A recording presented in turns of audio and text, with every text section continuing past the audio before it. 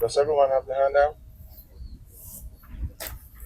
Okay, I want to introduce my guy. The tall guy here is Zach Taylor. He's in charge of the outfield program. I have two colleagues over there, Dr. Blanchard and Dr. Niranjan. Dr. Blanchard is in charge of the high throughput phenotyping. So for the last couple of years, we've been doing a lot of research to see how we could implement high throughput phenotyping in our breeding program. So we thought we needed a new guy to come and do that. He's also working between me and Dr. Niranjan, who is doing genomic selection, to see how we can incorporate that into the breeding pipeline. Dulles works with Dr. Blanchard. He's the one who gets all the data that we produce from the drone and analyzes it and shows us that someday in the future we'll be able to use drone in our industry.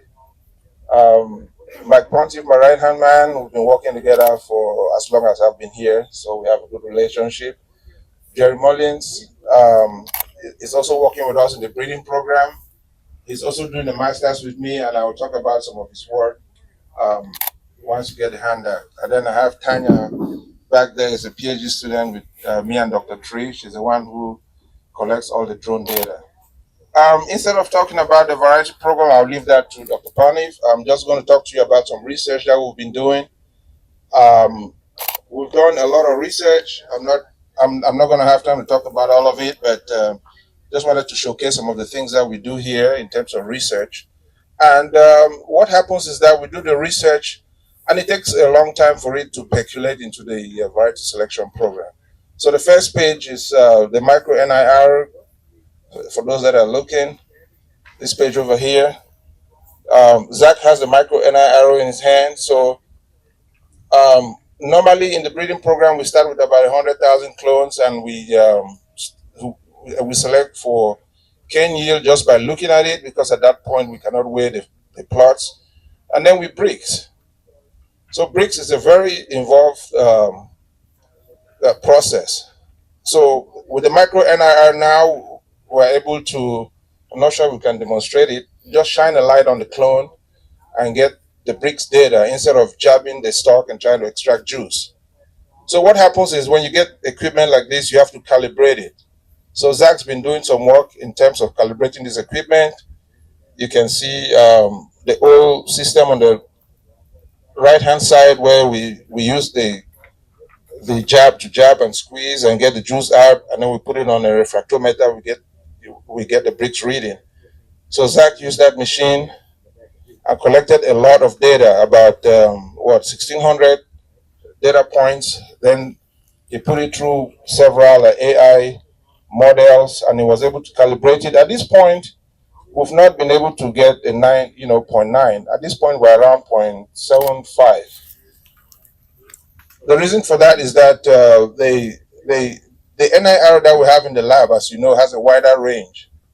So the micro NIR has a smaller range. So you probably may not be able to get the 2.9, but 0.75, if you know your stats, is something that you can work with. The way I explain this, if you look, you will see, if we wanted to select, say, around 20, you will see that on the left-hand side of the axis is the predicted from the micro NIR, and if you draw that line going towards the middle, when you get to the red line and you come down, you would see that we would still be able to select good clones that have bricks over 20. But for us in the breeding program, we're not so much interested in the actual value, but we're just interested in the relative rankings. So if you look around the top of the graph, you will see a green circle, and that's where we want to select. So you can see that in the near future, we'll be able to use that machine to select in the field. And what that does is that we'll be able to screen a much larger population in the field earlier in our breeding program, which means that will translate to us being able to select earlier for sucrose in the breeding program. So what happens is that, as I said, we plant 100,000 seedlings. If we cannot screen for sucrose early, we carry all these seedlings to the later stages, and then when we send it to the lab, we realize they ain't got no sugar. So with this machine, we'll be able to screen earlier in the program. So that's the advantage. Going down that same page, drone use for optimal harvest timing. We were fortunate to get funding from an industry partner here in Louisiana They bought us a drone, and we've been using that drone to see if we could monitor accumulation of sucrose. So the graph that I'm showing you in the bottom is accumulation of sucrose over time. Then if you look in the top in the middle, you will see that we can use the drone information with some indices called NDRE and NDVI to monitor sucrose. So someday in the future, you'll be able to fly a drone and tell exactly when you have maximum sucrose in your farm, and then you go harvest. So what I envision is, say, a company might have those equations in their computer. You fly a drone, you download the data, you put it into those models, and it'll tell you that, hey, in 2 weeks, go harvest. That's the maximum peak sucrose for that specific variety. If you turn to the next page, I said specific variety. You can see in the top of the graph, you have 6 different varieties, and that's the work that Jerry is doing. You can see that 508 and 885 respond pretty well to ripen application. So the blue line is the non-sprayed, the red line is the sprayed. You can see that if you were to go to your field with your Brix meter, you would see a separation between the sprayed and the non-sprayed for 508 and 885. Well, if you go to the bottom of the graph, that's the information we get from the drone. You can see that same divergence of sprayed and unsprayed from the drone data.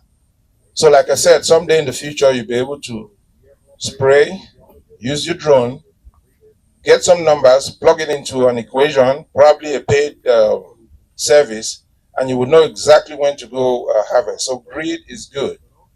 So that's going to help you get the maximum amount of sucrose in your operation. So I'm going to hand over to Dr. Pontiff to talk to you about variety development, and I'm not sure. Okay. Thank you, Dr. Collins. So we're standing in front of the varieties. We have the commercial varieties right now in the industry right here, and it goes from the oldest to the youngest. So down here on the left, you'll see the newer ones coming out or in the program, not out yet. The last one we released was 18803 behind me. But before I get to here, it's 12 years. And if you heard me talk before, you've heard me talk about the 12-year process it takes to get these varieties out. And this time I brought out some beginning stuff. You're going to pass around the photo period house with the big carts. Those are parents, known commercial parents with high sugar and high tonnage. So we use those parents to make crosses. And the reason that they're on carts and they're pushed in and out of the thing is because sugarcane won't flower naturally here in Louisiana. So we more or less trick the plants to flower. And then we use those flowers, we assign female and male, and we cross them in that tall house and we make crosses. And that comes in the fall of the year. So they're about to start making crosses. And then in the spring of the year, we have these 128 cell trays. Okay, so every variety you see here started out in 128 cell trays, and there could have been 10 of these that we plant in April out there in the field. So what we do first is we plant them in April and we let them go to winter. And the winter and the cold conditions take out a lot of these varieties. So if we plant 80-something thousand, when we walk through this September, there may only be 40, 50, 60, depending on how many freezers we got. So the first selection is if they can take the winter, okay? So that's 12 years ago that we start with this. In each step, we select and we move them on to the next stage. The first 5 years, they stay here on the station. On this side by the river, you see the levee. Everything grows. Everything looks good. We call it ice cream soil. It drains. The last 2 days, we got amazing amounts of rain here, 6, 7 inches. And that field over there by the levee is already draining. So everything grows good here. So what happens in the 5th year? We move them across the road to the heavy soil. All right, so now we're in heavy soil. That takes out a lot of varieties. They can't make it. They don't like the heavy soil. They can't grow good. They're not in the ice cream soil anymore. Then we give them a number. And on that sheet, you see 15306. So in 2015, 306 was given a number and taken off the station to many locations. We start off at USDA Nursery in Homa and the Iberia station in New Iberia.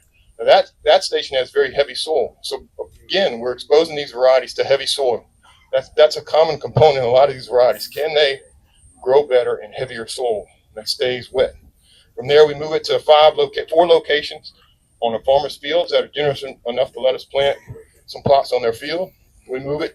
So now, instead of having 80,000 or 50,000. In the 5th year, we're down to 30 or 40 assignments. So quickly those numbers drop.